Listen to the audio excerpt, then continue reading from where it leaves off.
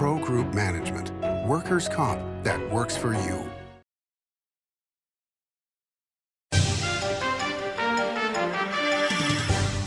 Welcome to Nevada Newsmakers. On the broadcast today, Doug Cannon joins us. He's the president and CEO of NV Energy, here for the whole show on an all-new Nevada Newsmakers. Welcome to the Ahern Boutique Hotel, where luxury and warmth come together in the heart of Las Vegas. We take pride in offering a one-of-a-kind experience for both locals and tourists. Join us for handcrafted cocktails and an unforgettable experience. Joel's Chop House, the perfect place to savor views of the Las Vegas Strip. Satisfy your cravings at the Ahern Chocolate Shop. No smoking, no resort fees, and the parking is always free. The Ahern Luxury Boutique Hotel is your home away from home. Welcome to the Winnemucca Big R. Hi, I'm John Walker. Welcome to Big R Lovelock. Hi, I'm Rich Martin. Welcome to Fallon Big R. My name is Braden. Welcome to Big R Fernley. Hi, I'm Kelly. Welcome to Big R Sparks.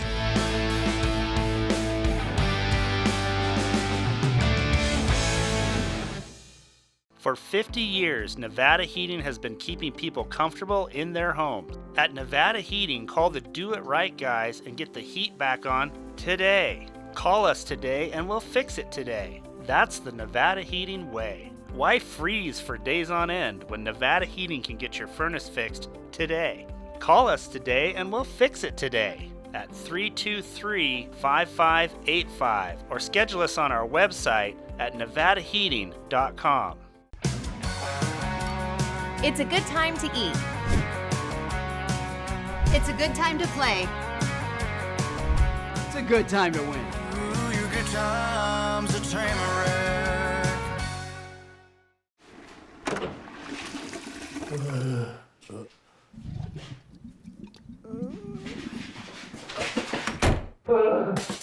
It happens.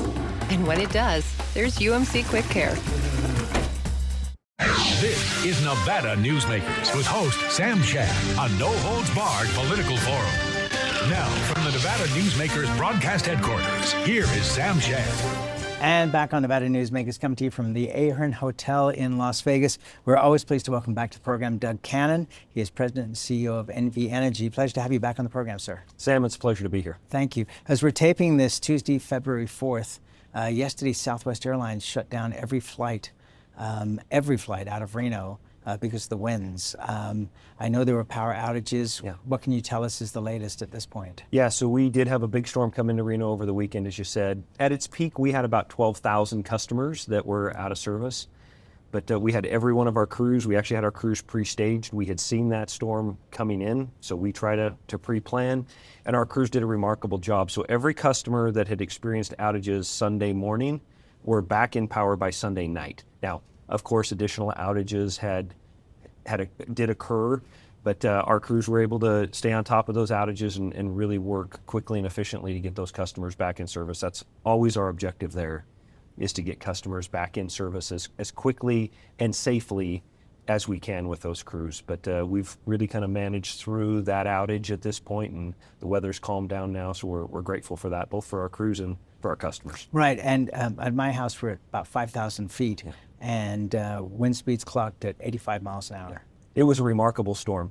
One thing that we're really grateful for with that storm is we had a lot of moisture come in with that storm as well, so we didn't have to proactively de-energize customers in that case to prevent wildfires. That's something that always is on our mind now, but it didn't have to do that in this case because we had good levels of moisture come in with that storm. That leads us naturally into wildfire insurance. Talk to us about what this program is all about. Yeah, as we look at wildfire across the West, and we don't have to look very far to the West to see the devastating effects that wildfire can have on a community. And we are really focused at NV Energy on preventing wildfire in Nevada to ensure that the communities that we serve don't ever suffer those consequences. We just don't want to see that ever happen. So we have set up a number of preventative actions that we take. Using covered conductor, using fast trip technology to shut the power off if there's a fault, trying to minimize the risk that a wildfire would ever occur from our equipment. We have our de-energization policies now, so that if wind speeds or humidity is really low and it looks like it's going to be a real fire risk type weather environment, we'll de-energize lines. So we're taking all of those preventative measures, but we want to make sure that Nevada is on firm footing, that if an event were to ever occur, how do we ensure that our customers know that there's a path for them to get relief, and it's a clear path? Because right now it can get so convoluted with the lawyers and the insurance companies and everybody else. So there's a couple of factors. One is we want to make sure there's this clear path for customers. Second, the private insurance market is getting expensive and tough to even get coverage given what has occurred in California and some other Western states. So we've worked with some of our stakeholders. We've talked to folks in the state government in insurance. And an idea that has been developed is to set up a self-insurance fund. And so we've made a filing with the Public Utilities Commission to set up a $500 million self-insurance fund. The beauty of setting up a fund like this is there's no profit going to some insurance company. 100% of the money that gets contributed into this fund is actual coverage. We'll collect the funds over a certain number of years. Let's just say it's 10 years. That's what we've proposed. For our Southern Nevada customers, it's only about 50 cents for a monthly bill. For our Northern Nevada customers, where the wildfire risk is more significant, it's about a $2.40 a month cost. So we recognize it is a cost, and we always try to be sensitive to cost. But at the same time, we recognize there's real certainty and benefit that comes with customers when we know we've got this insurance fund there, and that if a fire were to occur, and again, we're taking a lot of steps to prevent that, but if it ever were to occur, there's a clear path to getting relief to those communities quickly. Okay, I don't know how much detail you've gotten into at this point, but I mean, is this just based upon wildfire, or would this be insurance that if a homeowner has a fire for whatever reason, that they could jump in and claim on this? Yeah, so this is really just focused on wildfires that would be associated with utility infrastructure. Okay. So it's pretty narrow, it's pretty focused, right? But we want to make sure that there's a clear path if that event were to ever occur. In addition, we want to make sure we're getting an insurance product that makes sense for our customers and is really the low-cost insurance product. And we believe that this self-insurance today is cheaper than what the private market can give us, because we're just given what's happened in California, again, other Western states, Colorado, Texas, those costs of wildfire insurance have escalated substantially. Now, you're part of Berkshire Hathaway. Berkshire Hathaway owns insurance companies. Is this through them, or is it through something completely independent? Something completely independent. It has nothing to do with Berkshire Hathaway or any of their insurance companies. This is really a self-insurance program that would be managed between NV Energy, the Public Utilities Commission of Nevada, and state insurance regulators where that's appropriate. But it would mainly sit within the jurisdiction and the purview of the Public Utilities Commission. All right, and it sounds like a great idea, because obviously, unfortunately, this is not a problem that's going to go away. It was rather interesting, and I don't usually use Jon Stewart as a news source, but on a recent Daily Show, he showed a picture of Los Angeles from, I think, the 1960s. Yeah. And the valley was pretty much empty. And then he showed a picture of what it looks like today and said, this is what happens. And it was a really obvious signal that in some areas, overbuilding is part of the problem.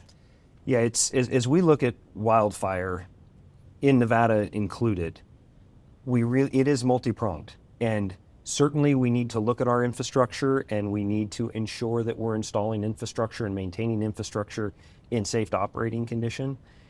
But forest management practices, they're a big deal. And we've had kind of a hands-off approach to to forest management for a long time. In addition, what you just hit on, a community like Reno, if you look at Reno and how that community has grown up, it's grown more and more and more into that wildland urban interface. And that interface has gone further and further up the hill, closer and closer into those what were historic wildlands. And so today, if a wildfire starts up in those mountains, that Front Range of Reno, that fire gets into homes and gets into the urban area, the urban core, much quicker than it would have a couple of decades ago.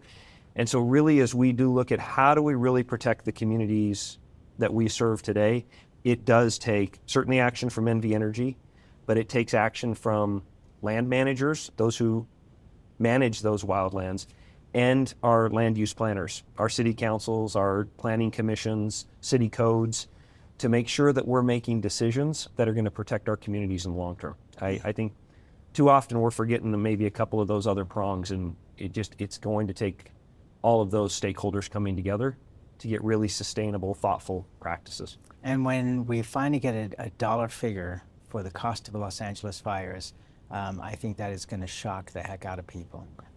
Let's take a break. We'll come back. We've got lots of other things to talk about after this timeout. What do you count on? You count on your power every day. At NV Energy, we've always powered what's important to you, but we're not looking at the past. We're focused on the future. While our standards are high, our rates will remain low. And our commitment to renewables isn't just meeting standards, but leading the way. Because you can count on more than just your power. You can count on the company who brings it to you. That's our promise. You can count on it. The Nevada Builders Alliance has been protecting the interests of the construction industry for over 50 years. Our programs save members thousands of dollars every year and allow them to provide much-needed benefits to their employees. Our industry also allows Nevada to grow. If you're thinking about a career in the construction industry, reach out. And if you haven't thought of a career in construction, what are you waiting for? We are the Nevada Builders Alliance. Early in the morning or throughout the night, professional truck drivers are on the job, serving you, safely moving freight that's crucial to our economy. From the oldest industries to our newest innovators, from the exotic to the everyday, trucks are everywhere, moving everything. Never afraid to embrace a future that makes Nevada and our nation stronger. Trucking moves America forward. Pro Group Management offers workers' comp services to a growing number of industries. As businesses grow and change with the times, the need for a solid workers' comp program must be flexible and up to date. The evolving nature of regulations can make staying ahead of complex tasks challenging. But Pro Group Management simplifies the work so your industry can move forward and succeed. Pro Group Management, workers' comp that works for you. This is Nevada Newsmakers. And back on Nevada Newsmakers, we continue our conversation with Doug Cannon. He is the president and CEO of Nevada Energy. Data farms, they are springing up everywhere. We have had representatives from these companies, including the CEOs and presidents, over the last year. They require a tremendous amount of electricity. Tract, the head of Tract was on the program, said that he's got power lined up for 2026. How are we going to manage? Because it's just more and more and more. Yeah. And AI, everybody's excited about, some in a good way, some in not such a good way. How are we going to manage this? Yeah, you're absolutely right, Sam. It is a tremendous power load for these big data centers and for AI. I'll just give you some rough numbers. On a day like today in northern Nevada, our entire system will peak at about 1,300 megawatts of power usage. We have individual data centers that are coming up to us today that are 1,500 megawatts in a single campus, a single facility. And we have multiples of those developers coming to us today wanting to locate in our state. Primarily in northern Nevada, but we have some interest here in southern Nevada. And so it is absolutely foreseeable in the next several years that you could double, triple, even quadruple the size of the total electric grid in northern Nevada. We're talking billions of dollars of investment that it takes to be able to build that infrastructure. And candidly, data centers today for AI are trying to grow faster than the supply chain can even provide equipment to be able to build for these data centers. Like today, if you were to say, Doug, go build a power plant today, all the approvals are in place, all the funding's in place, everything's there, just go. For us to procure that equipment and get a power plant built, it's a 4 to 5 year process if everything goes perfect. And so this absolutely is an opportunity, but it's a real challenge. The other side of this that we want to be very careful about is protecting our existing customers. We cannot go out and make all of this big investment and then that data center load not show up. It actually doesn't come, and then all of a sudden those costs are shifted to our existing customers. So as we're talking to these data centers, we're talking to them and trying to provide them realistic timelines, but at the same time we're having the conversation, they're going to have to come to the table and deliver the financial support to be able to build this infrastructure so that those costs don't get placed on our existing customers. Okay, and what's the response on that? Because people around the country are fighting for these projects because there are huge tax benefits. The equipment that they have, the servers, have to be replaced every 3 years. So the property taxes are going to be fabulous for those locations. Not a lot of jobs, but the jobs they have will be high paying. But that does present a real issue. And so it is a real issue for these data center companies. They are also trying to grow at tremendous speeds, and that takes a lot of capital to build these campuses, to build all these buildings, to put the servers in it. So there is a lot of capital pressure on those businesses as well. But there has been alignment across the board that these data centers do not want to come in and put impacts on the local community. So I have not had a single leader at those companies want to shift that risk to our customers. So I'm grateful for that. I think that's a real positive. There are productive conversations happening with these data center developers. They recognize the role that they have to play coming to these communities. And so those are positive conversations. Do we have all the details figured out yet? Right. We don't. But there's a lot of really productive conversations going on real time. I spend a chunk of just about every single day trying to figure out how we're going to work through and support this data center development. One of the themes that we really try to implement at NV Energy is we want to keep Nevada open for business. That's a comment that's been made to us from our local officials. Sure. And so we're trying to advance that, at the same time being realistic with these data center developers and the timelines that are there, and then how we manage these costs, and also doing it with the Public Utilities Commission, because of course we're fully regulated, so we can't make these big investments without also having the Public Utilities Commission on board. And so things are happening so quickly that we're all trying to work together, the development community, NV Energy, and the Public Utilities Commission, to make sure we're all together making decisions that, one, keep Nevada open for business, but two, does it in a way that we don't affect existing customers. Okay, legislation just kicked off. Is there a desire from NV Energy for the legislature to work with the PUC to give more approvals for the growth that's coming? Because, Project Greenlink we've been talking about for several years now. You've got 2 legs of it. Is that enough for the transmission needs that you're going to need going forward over the next 5 to 10 years? Yeah, so if all this data center load shows up, it's not enough. Now, Greenlink creates a critical backbone piece of infrastructure that we couldn't even get close to serving this load without. So it is the backbone that we have to have. And I'm excited to report Greenlink's under construction. Right. It's moving, so construction has started. Congratulations. Yeah, we're excited about that. That said, to your point, it's not enough. There will be additional transmission infrastructure. There'll be significant electric generation infrastructure that will be needed. That's something we haven't talked a lot about in Nevada for a long time. We've been very focused on transmission. We've been focused on renewable energy build.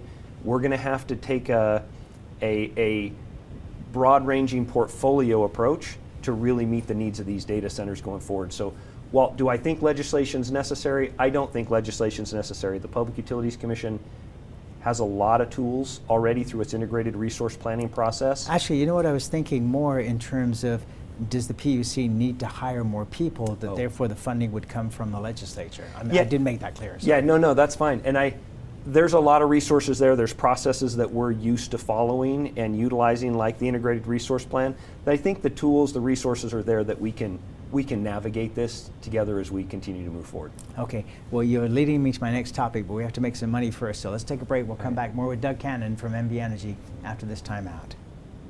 Like a traditional handmade basket, retail is woven into the fabric of life in Nevada. From big box to mom and pop, retail supports our communities in countless ways. jobs for the disabled, team uniforms for kids, help for the elderly, and so much more. Retail employs over 1 in 10 workers. Retail supports Nevada, and we support retail. RANNV.org. Save money and take transit. Did you know you can ride the bus all day for less than what it would cost you for a gallon of gas? Plan your trip now by going to rtcwashoe.com. As you know, Reno is booming. Toll's development company is helping it grow with insightful design and development, building community with every project, adding beauty, adding excitement, emphasizing our shared humanity. Reno is becoming bigger. Toll's development is helping it become better, more livable, more enjoyable. To learn more, go to tollsdevelopment.com. tollsdevelopment.com.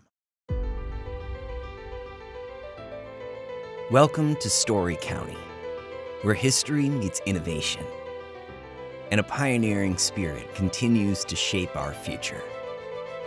At the heart of the Tahoe Reno Industrial Center, we power the future with global leaders in technology and manufacturing, driving progress that reaches far beyond our county lines. From advanced manufacturing to tech innovation, our industries are creating thousands of quality careers, fueling a vibrant economy that benefits every Nevadan. But it's more than just growth. Our community is our foundation, supporting families, empowering local initiatives, and creating a place where everyone belongs. Be part of a legacy built on bold ideas and boundless possibilities. Join us in building a brighter future right here in Story County. Story County, helping build Nevada's future.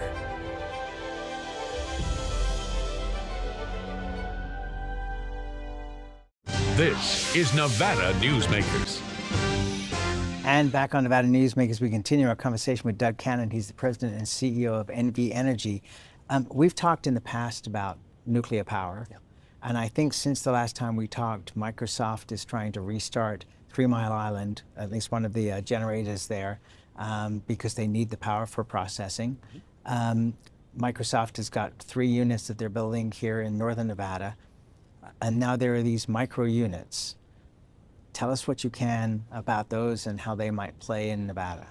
Yeah, as we look at energy needs in the U.S. over the coming decades, if we are serious about decarbonizing, nuclear energy ought to be a part of that conversation. It is a powerful tool for decarbonizing and yet having a base load energy supply. And when I say base load, it's there all the time. Right, and it's the cleanest. It's clean, it's carbon free, right?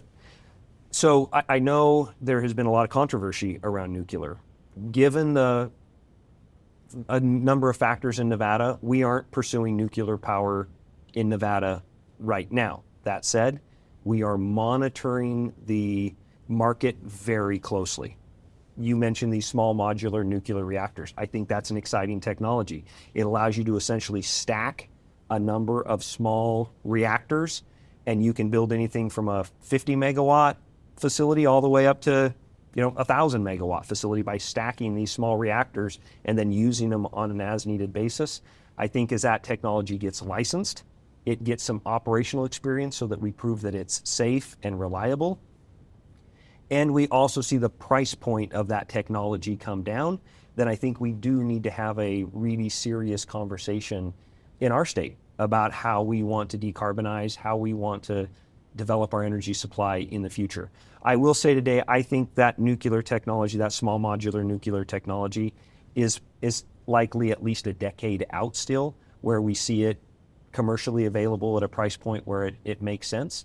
But I think it's an exciting decade to watch how that technology and others develop over the coming years. Does it require substantial amounts of water? It does. I mean, that's the problem. It's certainly less than the big reactors, but water is an issue, and water's an issue we're going to have to think about here in Nevada as we look at these different technologies.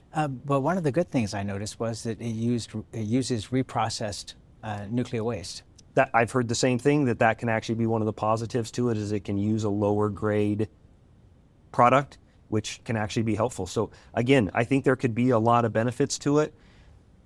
When I look at somebody who's operating a public utility for our customers here in the state of Nevada, it's not something we're going to be serial number one on. Right? Let's let somebody else take those development costs. Let's make sure it's safe. Let's make sure it's reliable. And as it gets commercially proven out, then absolutely, let's take that technology and all the benefits if we think it makes sense for our customers, and then we can look at opportunities to bring it to Nevada. But certainly technology advancements like that are going to be really important as we think about really meeting the energy needs of AI and our energy needs as a country in a sustainable way going forward. I think, and you kind of hit on this, saying that things are 10 years out. I think that the mindset of the country has to change from it has to be here yesterday to actually things are going to take 5 to 10 years for us to figure out. Certainly there are certain energy needs we need to meet today. And I look at NV Energy, we're doing all that we can, given supply chain, given permitting realities, to meet real-time energy needs. But to put all our eggs in a basket and say we're going to build out a whole ton of energy supply today, I think we're going to miss out on some real opportunities. I think if we allow technology to continue to advance, we're going to see some real technological advancements, whether it's energy storage, whether it's nuclear power, whether it's advancements around hydrogen, whatever it might be. There's going to be some real advancements in the future, and we're going to want to make sure we're positioned to be able to take advantage of those, because they're going to be really positive benefits for customers in the state of Nevada. And we're going to try to monitor that so that we make sure we bring those benefits home. I've got about 100 more questions based on what you just said, but let's do it on the next show. Thank you so much for doing this as always, and please come back soon. Absolutely. Thanks, Sam. Thank you, and we'll be right back. The $150,000 flurry of cash giveaways only at the Carson Valley Inn. Each day, the Children's Advocacy Alliance partners with leaders, legislators, and families across Nevada to improve children's health, education, economic well-being, and safety. We recognize Nevada will be no better than the state of its children. Be a part of this change. Be a supporter of the Children's Advocacy Alliance. For more information, go to caanv.org. Imagine a magical garden that feeds Carson City's hungry and homeless, teaches our high school students agriculture, creates hanging floral displays to beautify downtown, and yet charges nothing. It's not magic. It's the Greenhouse Project. It's real, it's growing, and it needs your help.